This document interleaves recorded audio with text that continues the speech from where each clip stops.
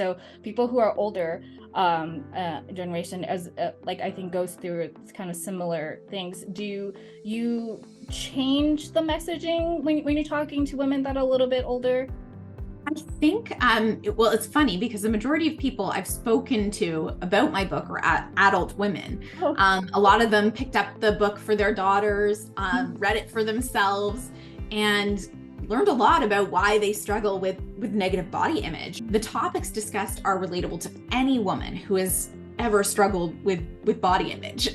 So what are some of the symptoms, kind of early on symptoms, like in your mental health that you can kind of detect that relates to your body before like you kind of hit that like down? Yeah. So really every person is unique in how they're affected, but some of the initial signs to be aware of include things like heightened self-criticism, persistent negative self-talk, isolation and withdrawal, really notably changes in eating patterns, decreased interest in activities that they once enjoyed, and then really just like that persistent worrying and sadness. Those are all signs that maybe there's something else going on here. And that's one of the reasons why I wrote my book, Body Positive, because I wanted that information to be out there, because sometimes I think that knowledge is so healing. I was someone who partook in disordered eating and, negative thoughts and stuff, and learning about this when I was in university changed my life.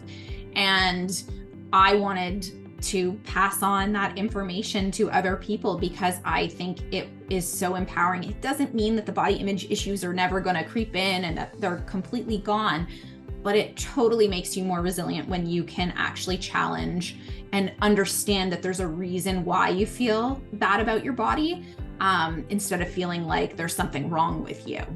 I was watching one of your YouTube videos, and you were talking about alter egos and how it's like you sometimes have to kind of put up a front or like a character to kind of feel better. Can you kind of talk about, do you have some alter egos that you do? And yeah, I think we get to decide the type of person we want to be, and we can pretend to be that person until we truly become that version of ourselves. So we have essentially rewrite our own story by becoming the person we want to be. So it's still you.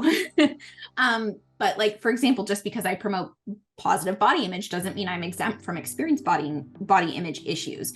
It just means that I make a conscious decision to play the role of someone who knows that her body does not determine her worth. And the more that I play this role, the more I believe it, and the easier it gets to be resilient against beauty standards.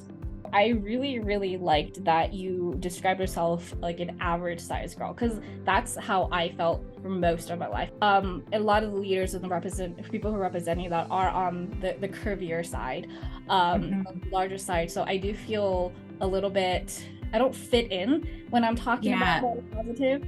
So I kind of wanted to see what your experiences was, because I know, was there any hesitations? Was there any kind of pushback from the community when you started this journey? Although also knowing that it's not necessary to put myself into a box. And I think that we have this way of trying to fit ourselves in these categories. And it's another way of making us feel accepted by society, right? People were starting to not use the term body positive anymore because they felt it didn't, represent including all bodies. It was becoming, more mainstream. It was more sort of like these thin, but, I have rule type of blonde girls, jumping around promoting body positivity. And it was not including room for fat bodies anymore. And really the message I want to let everyone know is it doesn't matter what you call it. You can call it body positive, body neutral, self-love, whatever it is, you need to start this personal journey. So I think when we're talking about body positivity, it's important to include all people in these conversations, but also recognize that our own personal experience is valid. It's what inspired me to write this book, to create this book. Another important message is that you're not going to please everyone in this life. You're not going to be liked by everyone, and that's okay.